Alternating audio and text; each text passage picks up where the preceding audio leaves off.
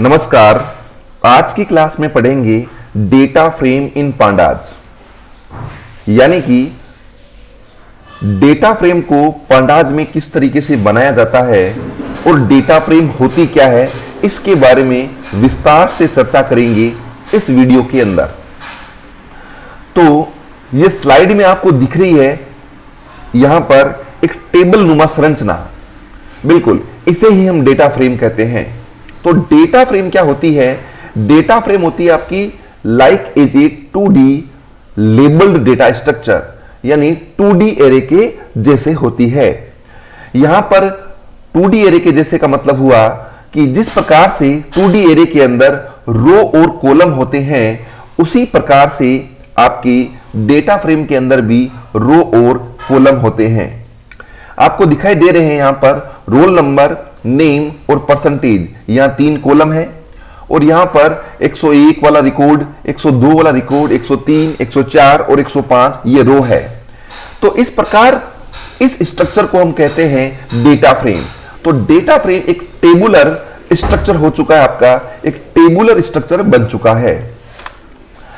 अब देखिए data frame के बारे में कुछ इंपॉर्टेंट बातें पढ़ते हैं। When we need to process data in tabular form, then we can use data frame. यदि हमें डेटा को टेबुलर फॉर्म में प्रोसेस करना हो, तब हम डेटा फ्रेम को काम में लेंगे। Data frame is a 2D labelled data structure. Data frame होता है वो 2D double dimension 2 dimension labelled data structure होगा। It contains row and column and then therefore has both row and column index. इसके अंदर रो और column दोनों होते हैं, इसीलिए इसमें रो और कॉलम दोनों की इंडेक्स होती है। अब डेटा फ्रेम किस प्रकार से बनती है, कितने तरीके हैं डेटा फ्रेम बनाने की? तो डेटा फ्रेम बनाने की पहला तरीका है creation of empty data frame, creation of data frame using नमपाई array, list of dictionary से डेटा फ्रेम बन सकता है, डिक्शनरी ऑफ लिस्ट से डेटा फ्रेम बन सकता है। आपका डेटा फ्रेम हम सीरीज से बना सकते हैं और डिक्शनरी ऑफ सीरीज से भी डेटा फ्रेम को बनाया जा सकता है। यहां पर देखिए, यहां पर यह है आपकी कॉलम इंडेक्स या column label. Roll number, name और परसेंटेज, इन्हें हम कॉलम लेबल कहते हैं या कॉलम इंडेक्स कहते हैं। इधर 0, 1, 2, 3, 4 ये आपकी रो इंडेक्स है या इसे रो लेबल कहते हैं। तो इस प्रकार से इसके अंदर रो और कॉलम दोनों होते हैं, इसीलिए यहां पर कॉलम की इंडेक्स भी होती है और रो की इंडेक्स भी होती है। डेटा फ्रेम बनाने के 6 तरीके हैं, जिनको अब हम प्रोग्राम या प्रैक्टिकल की सहायता से 1 to 1 समझेंगे। तो चलते हैं अपन सीधे अपने सॉफ्टवेयर के अंदर, जिससे कि हम बनाएं डेटा फ्रेम। तो ये हमारा आ गया जुपिटर नोटबुक। यहां पर हम सबसे पहला तरीका है कि एम्प्टी डेटा फ्रेम कैसे बनती है, खाली डेटा फ्रेम किस प्रकार से बनाते हैं, उसके बारे में हम पढ़ेंगे। तो सबसे पहले हम लिखेंगे इंपोर्ट पांडाज HPD, और खाली डेटा फ्रेम बनाने के लिए हम एक वेरिएबल लेंगे जिसका नाम है df, और यहां पर लिखेंगे pd डॉट डेटा फ्रेम। आपको ध्यान में रखना है कि डेटा फ्रेम जो फंक्शन है उसका d और उसका f आपको कैपिटल रखना है। यहां पर मैं कोई पैरामीटर पास नहीं करूंगा और सीधा प्रिंट कर लूंगा इसको df को। रन करके देखते हैं इसको। ये देखिए आपके सामने आउटपुट है, आपके सामने आउटपुट आया है empty data frame, column blank है और इंडेक्स भी यहां पर ब्लैंक है। तो ये था हमारे पास में पहला तरीका डेटा फ्रेम को बनाने का। डेटा फ्रेम को बनाने का पहला तरीका है एम्प्टी डेटा फ्रेम, खाली डेटा फ्रेम बनाना। खाली डेटा फ्रेम इस तरीके से बन सकती है। दूसरा तरीका है आपके सामने नमपाई एरे की मदद से डेटा फ्रेम बनाना। नमपाई एरे, यानी दूसरा तरीका हम पढ़ेंगे नमपाई एरे की मदद से डेटा फ्रेम कैसे बनती है। तो नमपाई एरे की मदद से डेटा फ्रेम बनाने का तरीका क्या है, देखते हैं अपन। Import pandas HPD। अब आपको क्या करना है, नमपाई एरे बनाना है। तो नमपाई एरे बनाने के लिए सबसे पहले आप सभी को पता है हमें एक लाइब्रेरी इंपोर्ट करनी पड़ेगी जिसका नाम है नमपाई। तो इंपोर्ट नमपाई एज NP।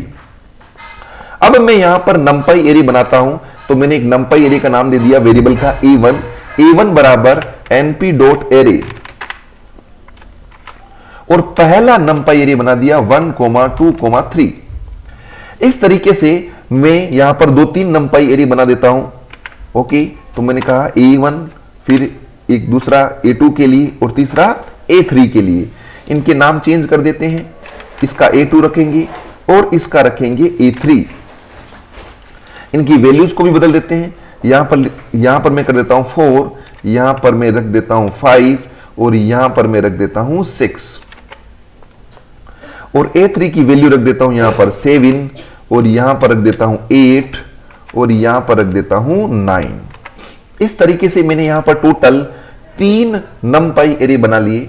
अब मेरे पास में वही फंक्शन, कौन सा, डेटा फ्रेम वाला फंक्शन, तो मैं इसको कॉपी करता हूं और यहां पर मैंने कर दिया पेस्ट। अब इसके अंदर मैंने एक numpy एरे पास किया, केवल एक a1। इसको प्रिंट करके देखते हैं, प्रिंट df, क्या आपकी डेटा फ्रेम प्रिंट होती है क्या, देखते हैं। यस, ये देखिए, ये आपको डेटा फ्रेम प्रिंट हो रही है। अब आप कहेंगे ये तो सीरीज की जैसी है। जी नहीं, ये सीरीज की जैसी नहीं है। यहां पर देखिए 2 इंडेक्स है, ये 0 वाली इंडेक्स तो पहले के लिए है और ये इंडेक्स आपकी दूसरे के लिए, यानी ये तो आपकी रो इंडेक्स है 0, 1, 2 और ये आपकी कॉलम इंडेक्स है। चूंकि यहां पर एक ही कॉलम है इसलिए हमने एक ही एरे पास किया है, इसलिए यहां पर एक ही कॉलम बना है। आपको यहां पर मल्टीपल कॉलम पास करने पड़ेंगे, तो यहां लिख दिया a2, a3। अगर मैं इसको चलाऊंगा तो एक एरर आएगी। यस, एक एरर आपके सामने आपको दिखाई दे रही है। क्यों? क्योंकि हमें मल्टीपल वैल्यू लिस्ट की फॉर्म में लिखनी पड़ती है, इसीलिए यहां पर मैं लगा देता हूं लिस्ट, है ना। अब कोई एरर नहीं आएगी। ये देखिए यहां पर अब मल्टीपल कॉलम आ चुके हैं।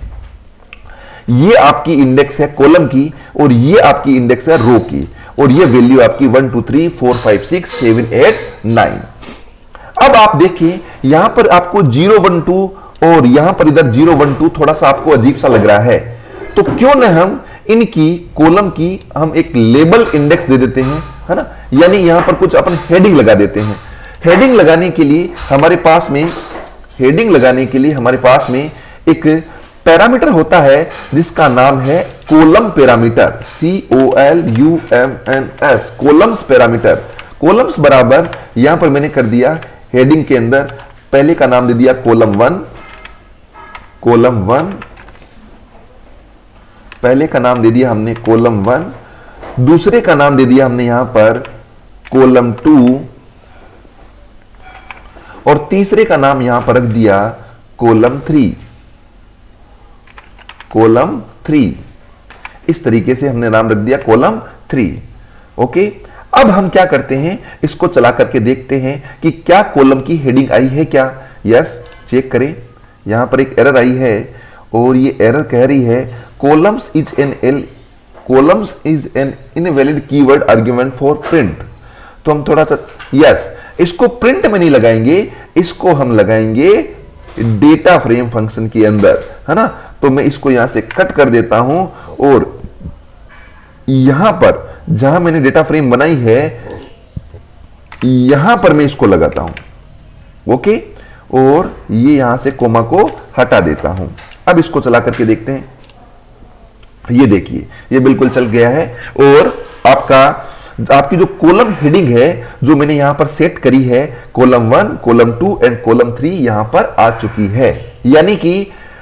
यानी अभी मैंने आपको बताया कि डेटा फ्रेम के अंदर 2 टाइप की इंडेक्स होती है, एक कॉलम इंडेक्स और दूसरी होती है रो इंडेक्स। तो कॉलम इंडेक्स आपको दिख रही है, कॉलम 1, कॉलम 2, कॉलम 3।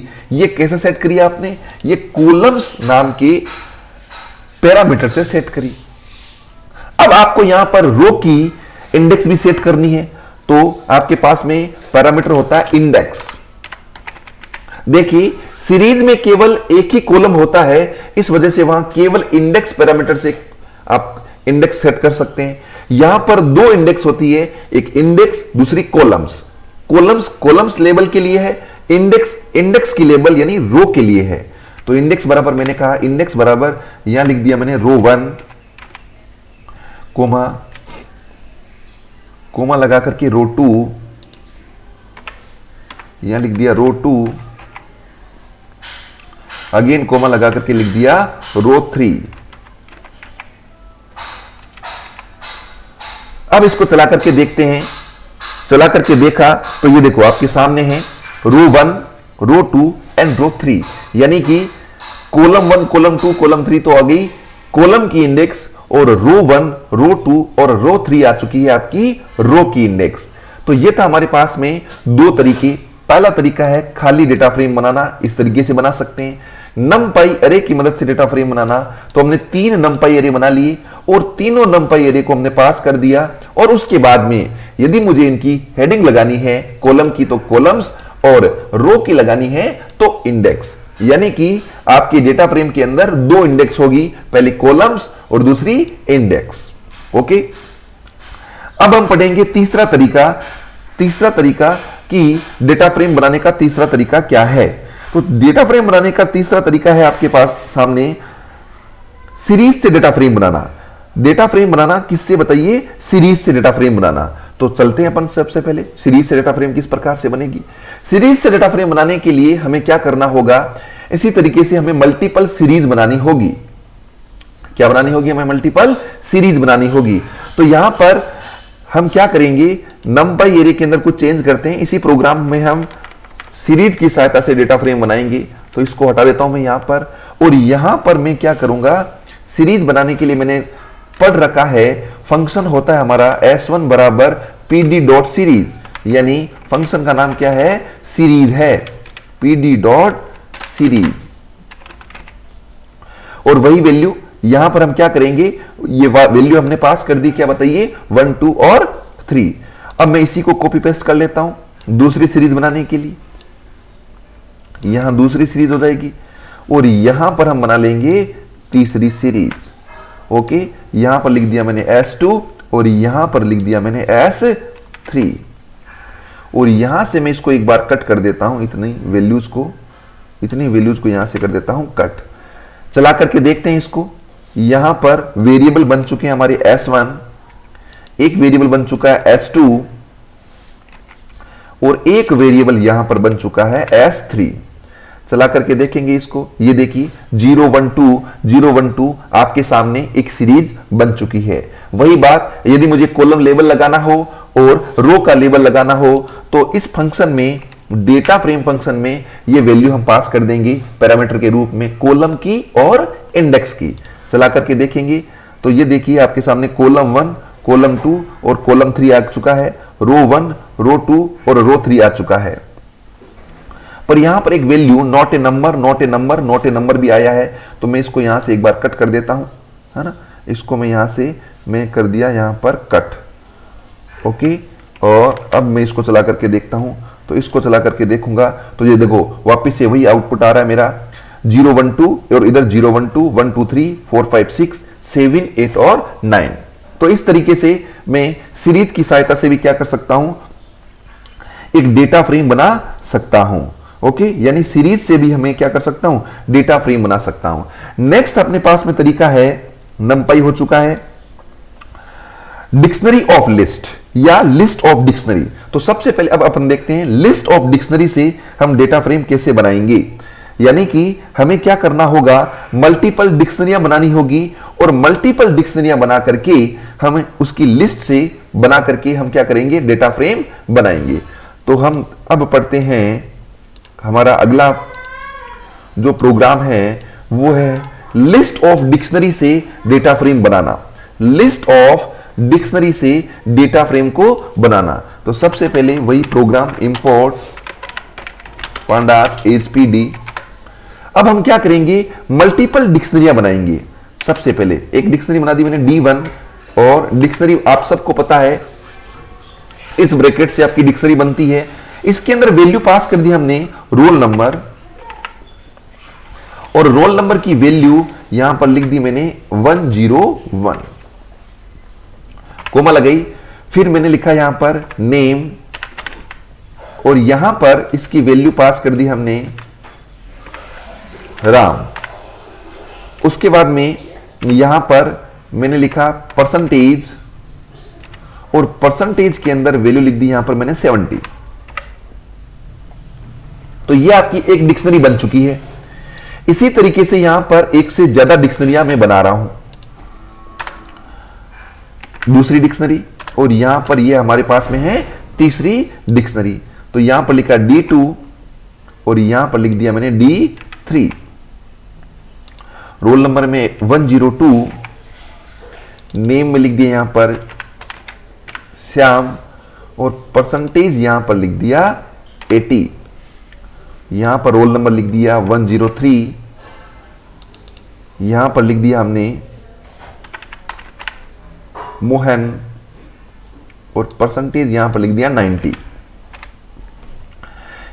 ओके, अब यहां पर ये बन चुकी है 3 डिक्शनरियां। अब इन तीनों डिक्शनरियों की बनाएंगे हम लिस्ट।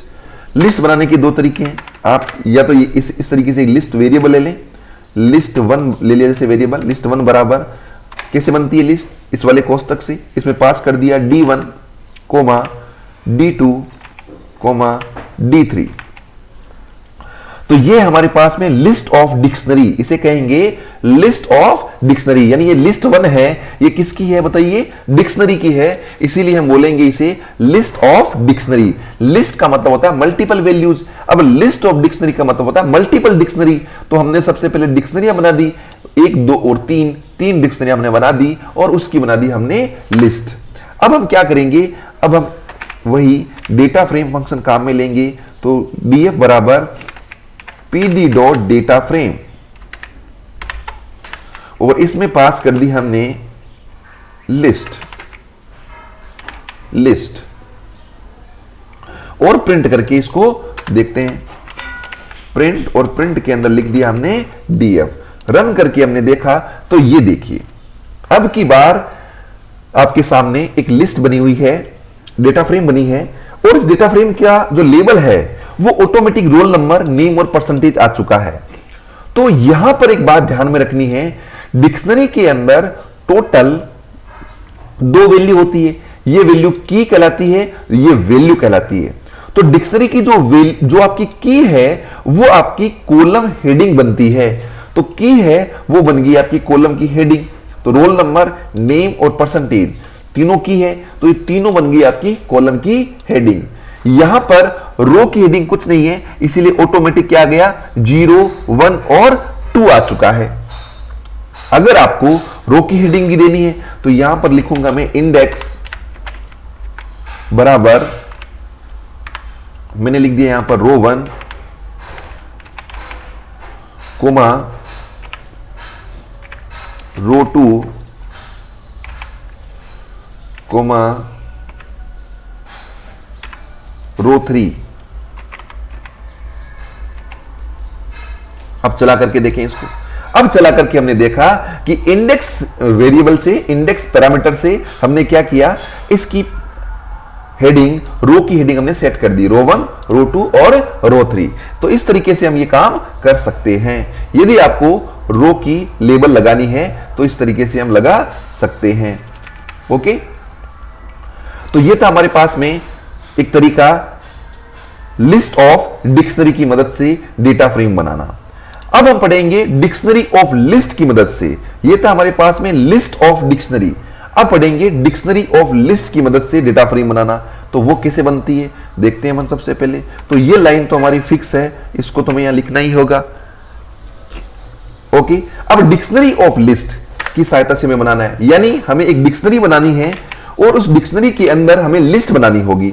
तो कैसे बनाएंगे डिक्शनरी ऑफ लिस्ट को, तो सबसे पहले बनाई हमने डिक्शनरी, और इसके अंदर हमने क्या किया, लिस्ट बनाएंगे। लिस्ट बनाने का तरीका क्या है, रोल नंबर, हमने लिखा रोल और उसके बाद में यहां पर कोलन साइन। अब यहां पर हम क्या करेंगे, यहां पर हम पास करेंगे लिस्ट। ओके, तो रोल नंबर की लिस्ट हो गई 101, 102, 103। अब यहां पर मैं लगाऊंगा कोमा। उसी प्रकार से एक दूसरी लिस्ट हमने बनाएंगे, जिसका नाम होगा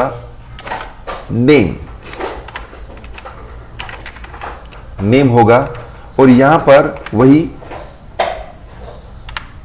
अब की बार नेम की लिस्ट ले देंगे हम। यहां पर रखा राम, यहां पर रखेंगे श्याम, और यहां पर हम रखेंगे, जैसे रख दिया हमने, कोई वैल्यू पास कर दी मोहन। ओके,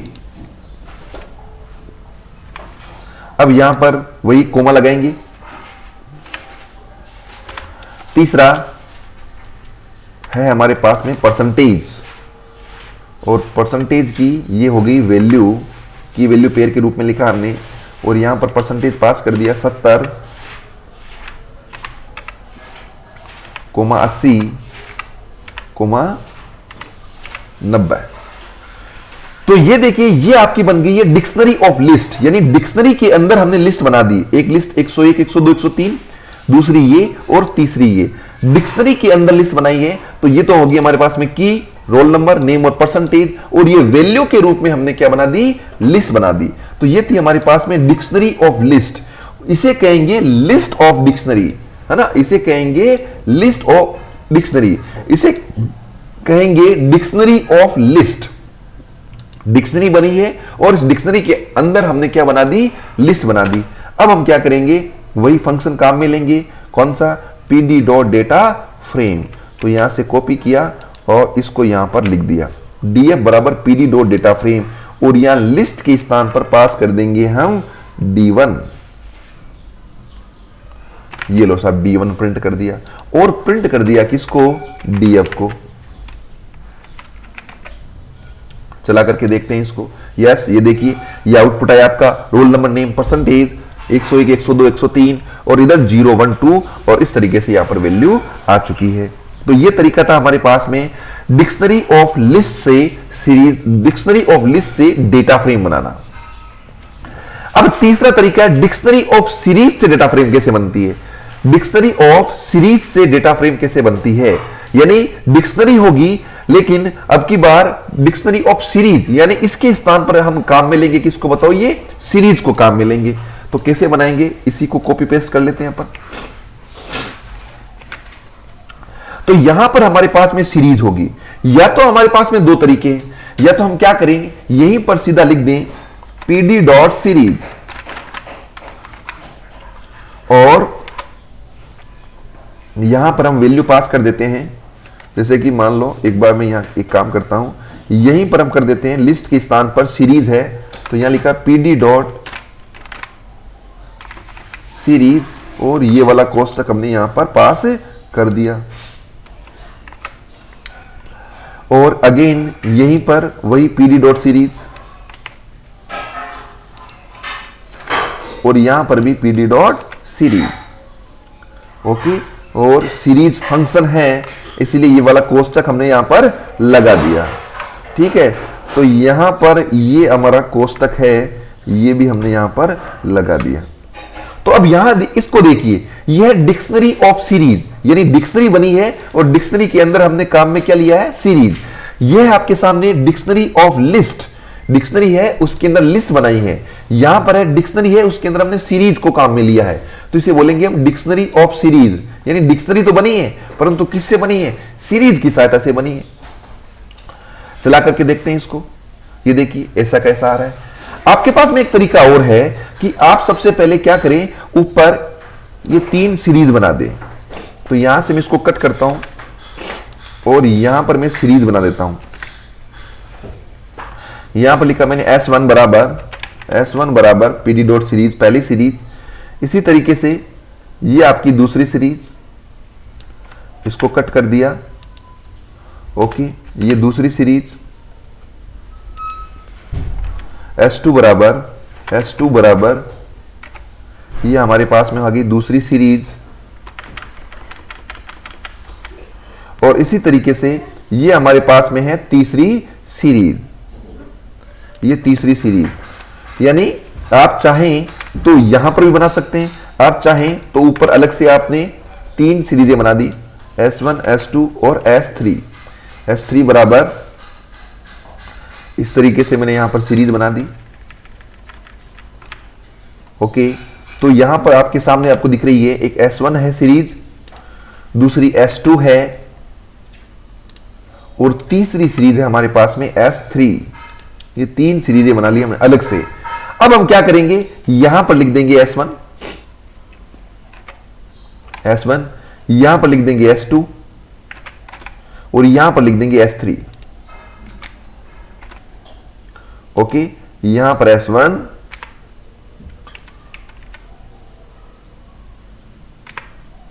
यहां पर S2